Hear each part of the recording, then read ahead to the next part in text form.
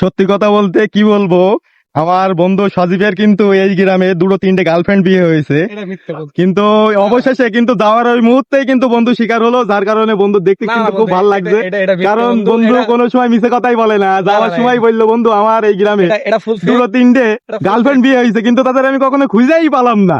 যাই হোক, বন্ধু কিন্তু খুব কষ্টে এই কথাটা বললো, যার কারণে আপনাদের সামনে বন্ধুরা আবার তুলে ধরতে হইলো। এই জন্য বুক ভরা বাউড়ে আসছে, এই কারণেই তাই বুক না? ভরা পাওয়ারে এসলো একটু, ঠিক আছে, একটু শান্তি খুঁজতে, সে শান্তি খুঁজতেই সে তিনটে গার্লফ্রেন্ডের কথা মনে পড়ে গেছে বন্ধু। না না দোস্ত, এটা আহ, ঠিক, এটা এটা এটা খুব দুঃখজনক, কি বলবো, আর কিছু বলার নেই। বুক ভরা বাউড়ে আসলেই মনের প্রশান্তি পাওয়া যায়। এখানে নিরিবিলি পরিবেশ। আসলেই যখন মন বেশি খারাপ হয় আমি নিরিবিলি পরিবেশে যেতে পছন্দ করি এবং একা থাকতে ভালোবাসি।